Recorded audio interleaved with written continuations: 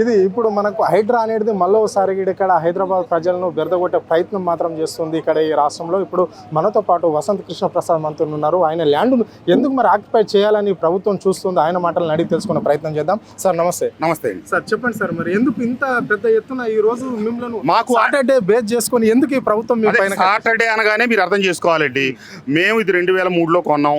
2005 మార్చి 31వ తారీఖు నేను రిజిస్ట్రేషన్ చేసుకున్నాను. 2005లో అర్బన్ ల్యాండ్ సీలింగ్ రెగ్యులరేషన్ చేసుకున్నాను. అర్బన్ ల్యాండ్ సీలింగ్ కాదు, మ్యూటేషన్ చేయించుకున్నాను. తర్వాత ఇది అర్బన్ ల్యాండ్ సీలింగ్ ఎక్సెస్ ల్యాండ్లు అని చెప్పి నా మ్యూటేషన్ క్యాన్సిల్ చేశారు. క్లియర్గా ఆ లైన్ పెడతా అర్బన్ ల్యాండ్ సీలింగ్ ఎక్సెస్ అని. అప్పుడు అర్బన్ ల్యాండ్ సీలింగ్ రెగ్యులరేషన్ స్కీమ్ నడుస్తూ ఉంది. వెంటనే నేను అర్బన్ ల్యాండ్ సీలింగ్ మా ఓనర్స్తోనే రెగ్యులరేషన్ చేయించాను. ఫీజు అంతా పే చేసాం. మాకు సబ్సిక్వెంట్గా 2007వ సంవత్సరంలో టోటల్ భూమికి అర్బన్ ల్యాండ్ సీలింగ్ రెగ్యులరేషన్ చేసి పొజిషన్ మాకు హ్యాండ్ ఓవర్ చేశారు ప్రభుత్వం వారు.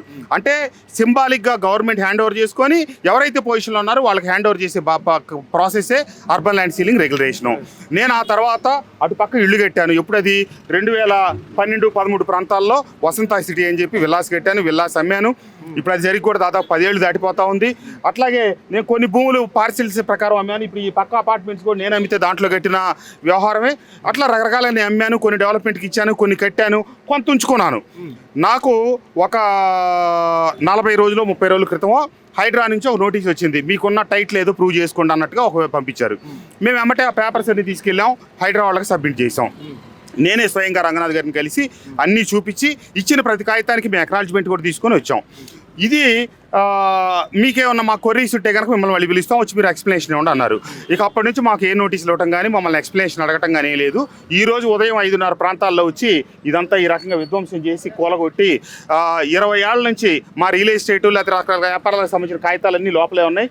కనీసం ఆ కాగితాలు తీసుకుంటామంటే కూడా పర్మిషన్ ఇవ్వకుండా కూలగొట్టి రకరకాల మాటలు, రకరకాల వ్యవహారాలు ఇదంతా చేసుకుంటూ వచ్చారు. దాదాపుగా ఇది ఎన్ని ఎకరాల ప్లేస్ సార్? ఇది మొత్తం మీద ఎంత ఉంటుంది? దాదాపుగా 2,000 కోట్ల ప్రాపర్టీ అంటుంది. ఎన్ని వేల కోట్లైనా కావచ్చు అండి. వేల కోట్లు ఎన్ని చెప్పుకున్నా అది ఎవరు ఇష్టం వచ్చినట్టు చెప్పొచ్చు. అనుకూలమైనప్పుడు తక్కువ చెప్తారు, వ్యతిరేకమైనప్పుడు ఎక్కువ చెప్తారు. ఏదైనా కానీ ఇదంతా 39 ఎకరాల భూమి. ఇది రైల్వే ట్రాక్ కింద అటు కింద ఇటు కింద పోను. మిగిలింది ప్రాక్టికల్గా 34. తర్వాత డెవలప్మెంట్ చేసే క్రమంలో రకరకాలుగా ఈ రోడ్లన్నీ నేనే వదిలిపెట్టాను. ఈ రోడ్ల కింద 10 ఎకరాలు పోయింది. మిగిలిన దాంట్లో కొంత ఇల్లు కట్టాం, కొంత అమ్మతి వాళ్ళు అపార్ట్మెంట్లు కొనుక్కున్నారు, కొంత నేను డెవలప్మెంట్ మొదలెట్టాను, కొంత ఇట్లా మా ఆఫీస్ కట్టుకున్నాం. టెంపరీగా ఇప్పుడు ప్రాజెక్ట్ జరుగుతూ ఉంటే మేము తాత్కాలికంగా గోడౌన్లు వేసుకుంటామండి. ఇది ఆ సామాన్ అంతా పెట్టుకోవడం కోసం అట్లా పెట్టుకున్న ఏర్పాట్లు ఉన్నాయి. అట్లాగే మా పనోళ్ళు వర్కర్స్ ఉన్నారు, వాళ్ళ 20 ఏళ్ళ నుంచి వాళ్ళ రూమ్స్ ఉన్నాయి. అవన్నీ వచ్చి ఈరోజు కూలగొట్టారండి. ఇప్పుడు ఇది 2023లో అప్పటి రంగారెడ్డి కలెక్టరు ఈ భూముల మీద ఏ వివాదం లేదు, ఈ సర్వే నెంబర్కి ఏ రకమైనటువంటి కేసులు పెండింగ్ లేవని చెప్పి ఒక మెమో ఇష్యూ చేశారండి. ఆ మెమో మా దగ్గర ఉంది.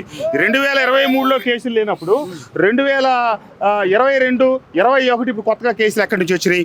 ఇంకొకటి ఆ బోర్డు మీద ఉన్న నెంబర్లు మొత్తం మీ ఫోన్ తీసి ఆ సుప్రీంకోర్టు వెబ్సైట్ ఓపెన్ చేసి ఇక్కడే మీరు ఆ నెంబర్ కొట్టండి. ఆ మొత్తం 7 కేసుల్లో ఒక్క కేసులో సర్వే నెంబర్ 79 ఆఫ్ హఫీజ్పేట్ అనేది ఉంటే నేను సిద్ధపడి ఉంటా.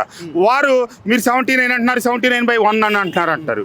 79/1 అప్పటి కలెక్టరే బైఫర్కేట్ చేశారు. దానికి బై నెంబర్ ఇచ్చారు. ఆ ప్రకారమే అర్బన్ ల్యాండ్ సీలింగ్ వాళ్ళు రెగ్యులరైజ్ చేశారు. ఆ ప్రకారమే మేము రిజిస్టర్ చేసుకున్నాం. అన్నీ అదే ఉంది, దాంట్లో ఏమీ లేదు. ఇట్లా రకరకాలుగా వాళ్ళకి అర్థమైతే కావచ్చు, కాకపోతే కావచ్చు, మనం చేయగలిగేదేం లేదు.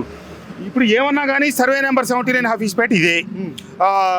ఇది ఈ రకంగా వచ్చి ఈరోజు వివాదాలు సృష్టించారు. అయితే ఇప్పుడు ముఖ్యమంత్రి రాష్ట్రంలో అయితే లేడు, విదేశాలలో ఉన్నాడు. పన్నాగం ఎవరు పడుతున్నట్లు మరి ఎందుకు మిమ్మల్ని టార్గెట్ చేయవలసిన అవసరం ఏముంది?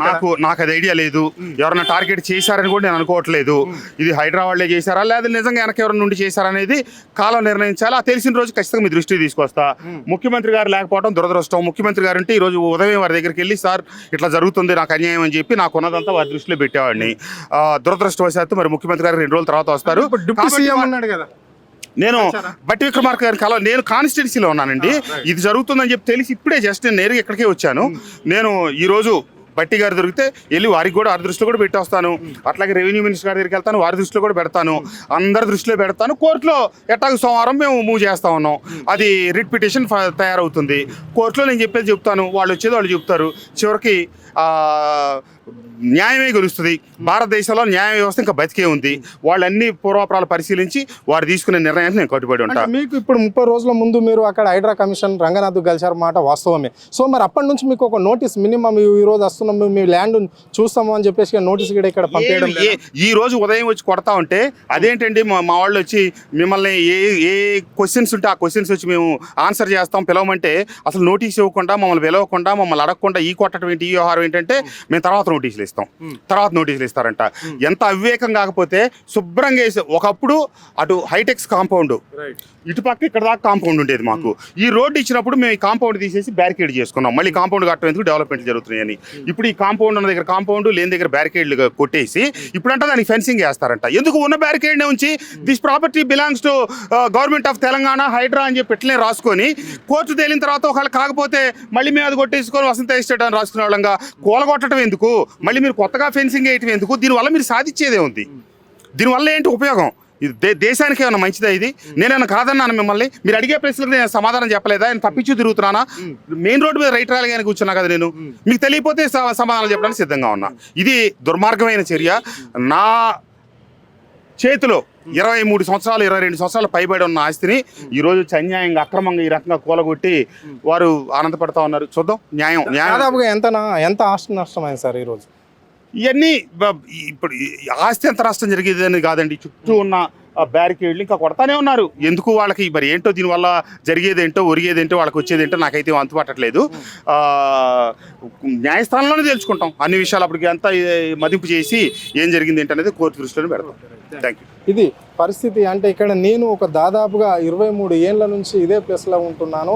ఇక్కడ ఆఫీస్పేటలో నేను కొన్న ల్యాండ్ ఇది అని చెప్పేసి నా ల్యాండ్లకు వెళ్ళి ఇక్కడ రోడ్ కూడా నేను ఇచ్చేయడం అనేది జరిగింది హైటెక్ సిటీ. కానీ ఇలాంటి దుర్మార్గం ఎందుకు ఈ ప్రభుత్వం చేస్తుందో అంతుచిక్కడం లేదు అని చెప్తున్నాడు. ఇక్కడ ముఖ్యమంత్రి ఉన్నాడా అంటే ముఖ్యమంత్రి లేడు, కలవలేకపోయినా నేను ఇక్కడ మరి ఎవరు హస్తం ఉంది ఈ ల్యాండ్ పైన కన్నేసిరు ఎందుకు అని చెప్పేసి ఆయన ఆవేదన వ్యక్తం చేయడం అనేది జరిగింది. ఈ అంశం పైన నాకు ఎప్పుడు కూడా ఈ రంగనాథ్కు ఒకసారి నేను కలిసినప్పటికి కూడా మళ్ళీ నోటీస్ పంపిస్తామన్నారు. పంపించకుండానే డైరెక్ట్ ఎర్లీ మార్నింగ్ నాకు సాటర్డే చూసుకొని వాళ్ళు వచ్చేసి 5 గంటల నుంచే నా పన్నులకు అందరికి ఇబ్బందులు పెట్టుకుంటా వాళ్ళ కట్టుకున్న గుడారాలు కోట్ల ల్యాండ్ ఇది అంటే 1000 నష్టపరిహారం అయితే ఇక్కడ ప్రభుత్వం అయితే చేసిందని చెప్పేసి ఆయన స్పష్టంగా చెప్పడం అనేది జరిగింది. మరి ఎందుకు చేయవలసి వచ్చిందో నాకు నోటీస్ ఇస్తే నేను అన్నిటికీ సిద్ధమే ఉన్నా, నేను రావడానికి సిద్ధమే. వాళ్ళకి కోర్టుకు రమ్మంటే కోర్టుకు, వాళ్ళ హైడ్రాకి రమ్మంటే ఆఫీస్కి రమ్మడానికైనా నేను ఏ విషయంలో అయినా మాట్లాడడానికి సిద్ధంగా ఉన్నా. ఎందుకు మరి నన్ను ఇట్లా కక్షపూరితంగా ఎందుకు చేయవలసి వచ్చిందో ఈ ప్రభుత్వానికి తెలవాలి. ఇలాంటి న్యాయమా అని చెప్పేసి ఆయన ప్రశ్నించడం అనేది జరుగుతుంది. సో నేను కూడా మరీ కోర్టుల మెట్టు ఎక్కవలసి వస్తుంది. మరో కోర్టుకి వెళ్ళి కూడా నేను ఇక్కడ నా ప్రాపర్టీ కాబట్టి వాళ్ళకి ఏం అవసరం అని చెప్పేసి నేను కూడా ముందుకు వెళ్తానని చెప్పేసి ప్రభుత్వానికి ఆయన హెచ్చరించడం అనేది జరిగింది. కెమెరా పర్సన్ ప్రవీణ్ తో అరుణ్, ఆదే టీవీ, హైదరాబాద్.